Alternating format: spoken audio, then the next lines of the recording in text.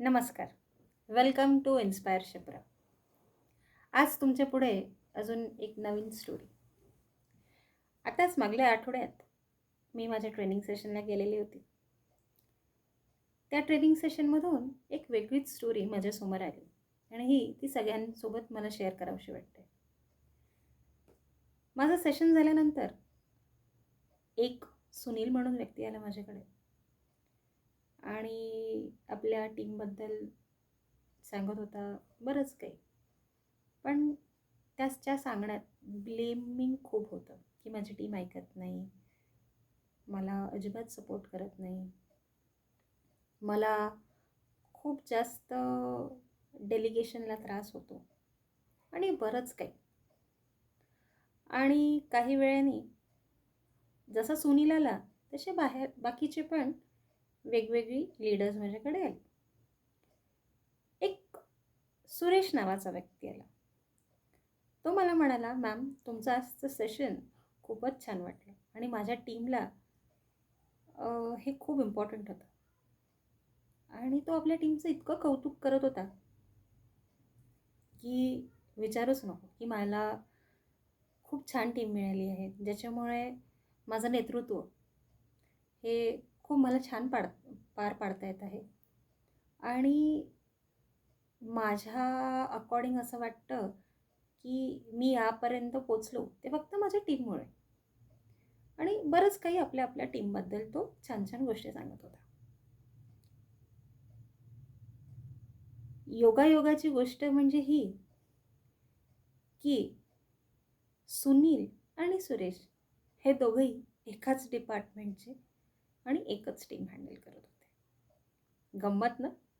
सुनील म्हणतो माझी टीम अजिबातच ऐकत नाही आणि कंटिन्यू ब्लेम, हा असा तो तसा, याच्यामुळे माझी प्रोडक्टिव्हिटी हॅम्पर होते आहे. आणि सुरेश म्हणतो काय उत्तम टीम मिळाली ना मला, की मला जणू असं वाटतंय की सगळं जे काही मला मिळालेलं आहे ते माझ्या टीममुळेच. असं तुमच्यासोबत पण होत असेल, हो की नाही? आणि हे प्रत्येक ऑर्गनायझेशनमध्ये होतं. तर हे का? म्हणजे तीच टीम, तीच लोक एका जणासाठी खूप छान परफॉर्म करते आणि तीच टीम, तेच लोक दुसऱ्या व्यक्तीसाठी अजिबातच परफॉर्म होत नाही. तर याचं कारण म्हणजे टीममध्ये इश्यू नाही आहे, कारण म्हणजे इश्यू आपल्यात आहे. सुनील आणि सुरेशमध्ये फरक एवढाच होता, गॉगल्सचा. कारण की सुनीलजीनी जो गॉगल घातला होता तो फक्त ब्लेम गेमचा होता आणि सुरेशने जो गॉगल घातला होता तो ग्रॅटिट्यूडचा होता. सुनीलनी हेच पाहिलं की मला कसे लोक ओढत आहे, कसे लोक मला त्रास देत आहे, कसा मी पुढे जाऊ शकत नाही आहे. आणि सुरेशनी हे पाहिलं की लोकांमुळे मी किती पुढे गेलो, मी किती समोर आलो, किती माझ्यात प्रगती झाली. तर दोघांच्या फक्त गॉगलमध्ये फरक होता, कुठला आपण गॉगल घातलेला आहे.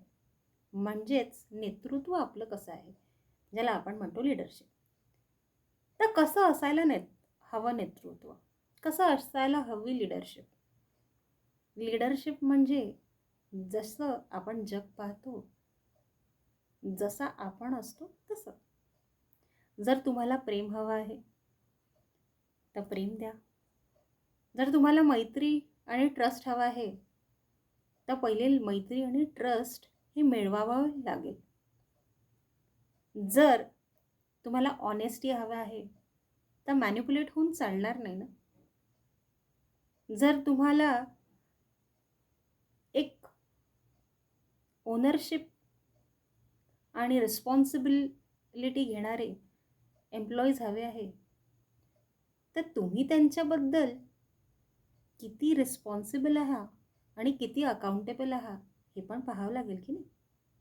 म्हणून इथे या स्टोरीला मला सांगायचं म्हणजे मॉरल हे आहे की when you need a change, the change has to be within, not outside.